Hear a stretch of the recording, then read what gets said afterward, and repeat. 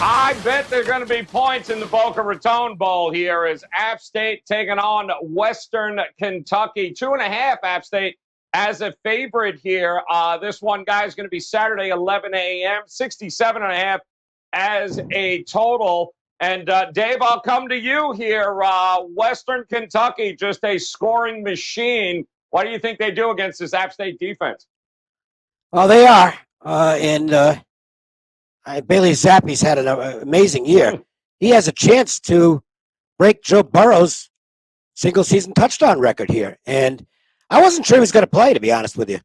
But he is going to be out there, and that's big. But two of the really important guys in the Western Kentucky offense are not going to be out there.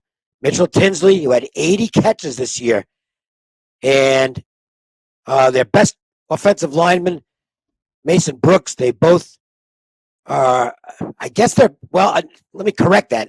They're both going to play, but they're both in the transfer portal. I'm not really sure how that works. It confuses the hell out of me. What I do know is that Beanie Bishop is apparently not going to play. The problem, I guess, what I'm saying, and this is something where it's just going to take me out of a lot of bowl games. I don't know who's playing, and it seems to be impossible to find out. So to me, I don't know what to make of Western Kentucky. Appalachian State's the better football team. Corey Sutton's not going to play. He is definitely out. I have no idea. To me, this is just throw it out because I don't know who's going to be on the field for Western Kentucky. I don't know what their concentration is going to be with this in the transfer portal or not in the transfer portal. I'll let somebody else bet this game. Yeah, it's interesting here. It's a tough spot right now, Tony Mejia, because a lot is going to ride on who the supporting cast is, certainly for Western Kentucky. How do you stand right now with this game? Well, I'll bet this game just because Zappi's going to have some time to get his system in place with whoever steps up, to fill these air raid voids. And he's the key to it all. And so if he's going to play, he's so locked into this system that I trust him to make plays. And one key thing on the Appalachian State side is, can they lock in on defense to see what they're going to keep in front of them, just in order to make Zappy make completions instead of big plays and chunk yardage, to kind of to shorten this game a little bit.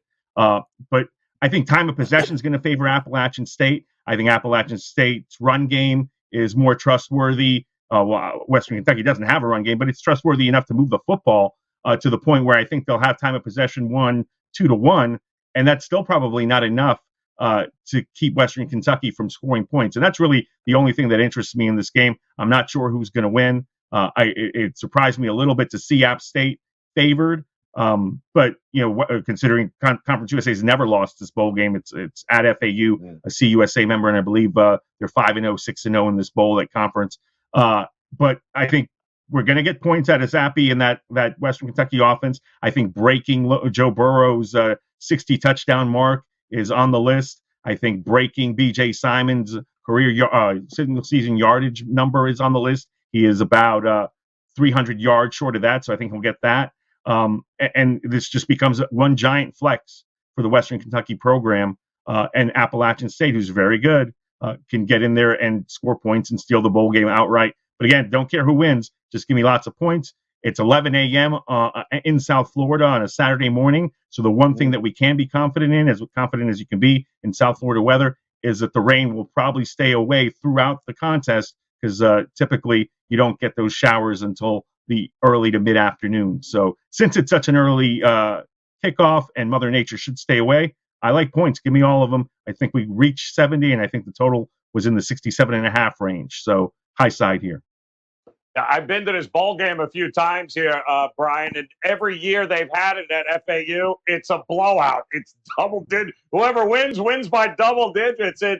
Do you think we've got at least a little bit closer matchup set up here? Well, Leismaker seems to think so, as they've got a lower spread than the other two. And I could agree a little bit.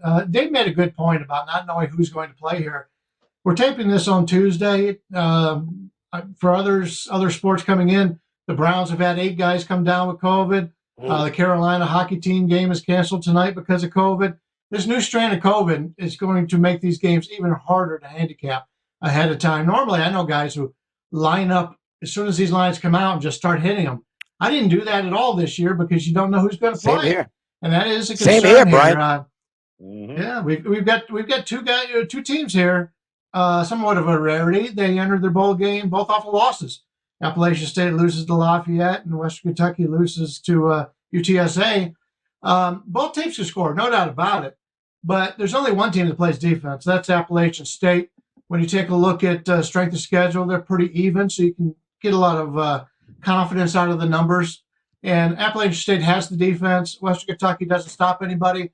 I think they're more inclined to just try to put up as many points as possible and get back on the field offensively. So I don't have a problem with the total in this game. But if it comes down to who needs to make a stop at the end of the game and the line's telling you the game should be close, I'll take Appalachian State. Appalachian State's got the better defense. I think they win this game.